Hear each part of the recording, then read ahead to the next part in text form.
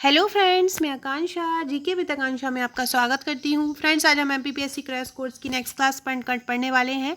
ये हमारी क्लास 17 है और ये मेरे फाइल 11 के जो टॉपिक आज मैं करा रही हूँ, इतिहास की करवा रही हूँ। इतिहास मेरे जो नोट्स तैयार किए हुए हैं उनमें आपको पहले टॉपिक वाइज पूरा टॉपिक कवर किया है, फिर उसके लास्ट में उसके जितना भी फैक्ट ऑब्जेक्टिव टाइप में बन सकते हैं, वस्तुनिष्ठ प्रश्नों में बन सकते हैं, वो दिए हैं ताकि आपको एक जगह पे ही क्वेश्चन भी मिल जाए, प्रैक्टिस क्वेश्चन भी मिल जाए और आपकी तैयारी बेहतर की जाए। मेरे नोट्स को बनने में टाइम इसलिए ही लगा है क्योंकि बहुत अच्छे से तैयार हो रहे हैं। हर टॉपिक के पीछे उसका ऑब्जेक्टिव दिया गया है ताकि आप उससे संबंधित क्वेश्चन भी लगा लें। नॉर्मल नोट्स जैसे केवल टॉपिक नहीं उतरा है, बहुत अच्छे से फ्रेम किया हुआ है जिससे आपको पढ़ने में आसानी हो और आपको कहीं और परेशान ना होना पड़े। देखिए, इस प्रकार से जैसे कि सिंधु घाटी की सभ्यता हमने टॉपिक में पढ़ ली है, फिर उससे संबंधित ये हम ऑब्जेक्टिव लगा लेंगे, फिर उससे संबंधित पूरा डिस्क्रिप्टिव में ये दिया रहेगा। तो ये मेरी इतिहास का जो नोट्स की फाइल है उसका आपको ये उससे मैं आपको ये पढ़ा रही हूँ। मेरे जो नोट्स की जो बुकिंग है वो चालू हो चुकी है। 3,000 रुपये इसका चार्ज है और 500 रुपये इसका कुरियर चार्ज है। ये आपका बुकिंग अमाउंट है। इसके बाद जो इसकी प्राइस जो है वो 4,000 रुपये हो जाएगी। तो आप चाहें तो इसका बुकिंग कर सकते हैं। हड़प्पा सभ्यता में भवनों का निर्माण किससे किया गया था और इसकी 16 फाइलें मिलेंगी। 16 फाइलों में आपका जो ट्रेडिशनल सब्जेक्ट है वो रहेगा, साथ में जो एडिशनल रहेगा वो रहेगा एक मैप का, जिसमें आपको मध्य प्रदेश का मैप और इंडिया का मैप और वर्ल्ड के मैप रहेंगे, जो आपके लिए कहाँ पे कौन सी चीज़ है, अगर वस्तुनिष्ठ प्रश्नों में आता है कोई क्वेश्चन समझने में आपको बहुत ज़्यादा हेल्प करेंगे। दूसरा जो रहेगा आपका जो एडिशनल रहेगा वो ट्रिक का रहेगा, जिसमें आपको जो क्वेश्चन बिना उसके याद नहीं होते, ट्रिक के या क्वेश्चन याद करने में प्रॉब्लम आती है तो वो वहाँ पे आपको ट्रिक द्वारा रहेगा। तो ये एक जो ट्रिक का रहेगा। तीसरा रहेगा आपका योजना की, एक योजनाओं की फाइल रहेगी, जैसे योजनाओं से संबंधित कोई क्वेश्चन आता है तो आप कर सके। और चौथा रहेगा एक आयोग की फाइल रहेगी। आयोग की फाइल में जितने भी आयोग हैं उनसे संबंधित प्रश्न रहेंगे। एक एमपी के वन लाइनर रहेगा और एक एमपी टॉपिक वाइज रहेगा। तो इस प्रकार से ये एडिशनल फाइलें रहेंगी।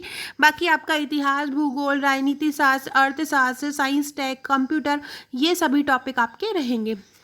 इस प्रकार से टोटल 16 फाइलें आपकी रहेंगी। हड़प्पा सभ्यता में भवनों का निर्माण किससे किया गया था? ग्रेनाइट से, जले हुए ईंटों से, संगमरमर से या सैंडस्टोन से? तो हड़प्पा सभ्यता में भवनों का निर्माण किया गया था जले हुए ईंटों से, मतलब बर्न्ड ब्रिक्स से। हड़प्पा सभ्यता में भवनों के निर्माण में जले हुए ईंटों का प्रयोग किया जाता था।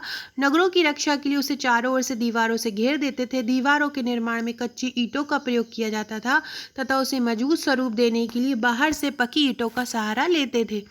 इनमें से कौन से वैदिक देवता महादेव की हड़प्पा धार्मिक विधि से विकसित हुए हैं? कौन से पशुपति देवता हैं? तो वो है प्रजापति, रुद्र, विष्णु या पूसन। तो रुद्र जो थे वैदिक देवता, वो पशुपति महादेव की हड़प्पा धार्मिक विधि से विकसित हुए हैं। तो वैदिक कालीन देवों में रुद्र जो थे वो अत्यंत उग्र स्वभाव के थे, मतलब जिन्हें जल्दी गुस्सा आ जाता था। सिंधु सभ्यता में मोहनजोदड़ो मतलब मृतकों का टीला, वहाँ से ये मूर्ति मिली है। यहाँ से कांस्य, एक क्वेश्चन में आपको कम से कम 3 से 4 आंसर, यहाँ से आपको कांस्य की मूर्ति भी मिली है। कौन सा जो नगर है हड़प्पा काल में हड़प्पा नगर कहलाता था इनमें से? तो लोथल, कालीबंगा, धौलावीरा या बनवाली? तो हाल ही में खोजा गया हड़प्पा नगर कौन सा था? हाल ही में खोजा गया हड़प्पा नगर था धौलावीरा। भारत में हाल ही में खोजा गया धौलावीरा हड़प्पा नगर था। धौलावीरा का उत्खनन 1990-91 में रविंद्र सिंह बिष्ट ने किया था। यह स्थल गुजरात के कच्छ जिले में स्थित है। धौलावीरा के मुख्य द्वार पर सुरक्षा गृह जैसी संरचनाएं प्राप्त हुई हैं। धौलावीरा सिंधु सभ्यता का सबसे बड़ा स्थल है। क्वेश्चन ये भी आता है कि सिंधु सभ्यता का सबसे बड़ा स्थल कौन सा है? तो वो है धौलावीरा। इसके बाद है ये मांदा, दायमाबाद, आलमगीर, सुदगांगड़ोपा। सबसे पहले मेरी बात ध्यान रखिएगा, दायमाबाद जो है वो सबसे दक्षिणी स्थल है और आलमगीरपुर सबसे उत्तरी स्थल है। सुदगांगड़ोर सबसे पश्चिमी स्थल है और जो आपका मांदा है वो सबसे पूर्वी स्थल है। तो इस प्रकार से आप इसके आंसर लगा सकते हैं। नेक्स्ट क्वेश्चन है, सिंधु घाटी के सारे शहरों के घरों में एक को छोड़कर सारे घरों में साइड प्रवेश द्वार था। निम्न शहरों में वह शहर छाटिए जिसमें घरों का प्रवेश द्वार मुख्य सड़क पर था। तो चन्हूदड़ो, मोहनजोदड़ो, लोथल या कालीबंगा। तो लोथल जो था, जिसे गोदी बोला जाता है, बंदरगाह जहाँ पे रुकते थे, तो ये कहाँ घरों का प्रवेश द्वार मुख्य सड़क पर था, ये था लोथल। तो सिंधु घाटी के सारे शहरों के घरों में लोथल को छोड़कर सारे घरों में साइड प्रवेश द्वार होता था। केवल लोथल ही ऐसा है जिसमें जो प्रवेश का द्वार था वो मुख्य सड़क की तरफ था। लोथल भोगवा नदी के किनारे बसा हुआ है। सिंधु सभ्यता जो है किस काल से संबंध रखती है? ऐतिहासिक युग, पुरा ऐतिहासिक युग, परा ऐतिहासिक युग या आद ऐतिहासिक युग। तो सिंधु सभ्यता जो है वो आद ऐतिहासिक युग से संबंध रखती है। सिंधु सभ्यता आद ऐतिहासिक काल से संबंध रखती है। सिंधु सभ्यता काल के लोग लिखने की कला से परिचित थे, लेकिन उसे संतोषप्रद ढंग से नहीं पढ़ा लिखा जा सकता। सिंधु सभ्यता के लेख को पढ़ा नहीं जा सका। इस देखो, दो अलग अलग कालों में बांटा है, तो ऐसे लेख जिनको हम पढ़ नहीं सकते उन्हें आद ऐतिहासिक लेख कहा जाता है। अब हमको ये मिलाना है कहाँ कहाँ पे है। तो देखो, जो कालीबंगा है वो आपका है राजस्थान में। हड़प्पा जो है, देखिए मोहनजोदड़ो सिंध प्रांत में है, तो मोहनजोदड़ो को हम जो सिंध प्रांत में है तो वह सिंध प्रांत में आएगा। हड़प्पा जो है पाकिस्तान के पंजाब में है, सुरकोटडा गुजरात में है और मोहनजोदड़ो सिंध में है। तो इस प्रकार से हम इनकी सूची बना सकते हैं। नेक्स्ट क्वेश्चन है कि इनमें से कौन से जोड़े सुमेलित हैं? तो सुरकोटडा में घोड़ों के अवशेष मिले हैं। सुरकोटडा में क्या मिले हैं? घोड़ों के अवशेष मिले हैं। सुरकोटडा से घोड़े की अस्थियां प्राप्त हुई हैं। हड़प्पा से हमें कांसे का बना बैलगाड़ी मिला है, ये नहीं मिला। डाकयार्ड हमको लोथल से मिला है। मोहनजोदड़ो से हमें एक स्नानागार प्राप्त हुआ है, दफनाने का स्थान नहीं प्राप्त हुआ है। एक बहुत बड़ा बाथरूम प्राप्त हुआ है। लोथल से हमको डाकयार्ड प्राप्त हुआ है, जो कि पक्की हुई ईंटों का बना हुआ है, जहाँ पे नावें रुकती थी। हड़प्पा सभ्यता के सिंधु स्थल के बाद किसने सिंधु सभ्यता को हड़प्पा कहा? तो डॉक्टर एस आर राव ने कहा था। हड़प्पा के सिंधु सभ्यता के स्थल के बाद डॉक्टर एस आर राव ने सिंधु सभ्यता को हड़प्पा सभ्यता का नाम दिया। सिंधु सभ्यता के सामान्यतः 3 नामों का प्रयोग हुआ है: सिंधु की सभ्यता, सिंधु घाटी की सभ्यता और हड़प्पा सभ्यता। सिंधु सभ्यता को हड़प्पा सभ्यता कहकर पुकारा जाना अधिक उपयुक्त माना है, क्योंकि जो ये सभ्यता थी सिंधु नदी के किनारे हुई थी। हड़प्पा इसलिए ना, क्योंकि सबसे पहले हड़प्पा नगर खोजा गया था, इसलिए इसका नाम हड़प्पा बोला जाने लगा। सिंधु सभ्यता की खोज निकालने में जिन 2 भारतीयों का नाम जुड़ा है वे कौन कौन से थे? तो वो है राखलदास बनर्जी और दयाराम साहनी। फ्रेंड्स, ये आपका इतिहास है। ऐसे ही क्वेश्चन आपको राजनीति में मिलेंगे, ऐसे ही अर्थशास्त्र में, ऐसे ही भूगोल में। पूरा पहले आपको टॉपिक समझा दिया जाएगा और फिर वहाँ पर पीछे आपको ऑब्जेक्टिव मिल जाएंगे, जिससे आपको एग्जाम में प्रैक्टिस करने में भी प्रॉब्लम रहेगी। हम टेस्ट सीरीज भी जल्दी ही स्टार्ट करने वाले हैं, प्रीलिम्स की भी और मेंस की भी, तो वो भी आपको जल्दी ही मिल जाएगी। सिंधु सभ्यता की खोज निकालने में जिन 2 भारतीयों का नाम जुड़ा है वे है राखलदास बनर्जी और दयाराम साहनी।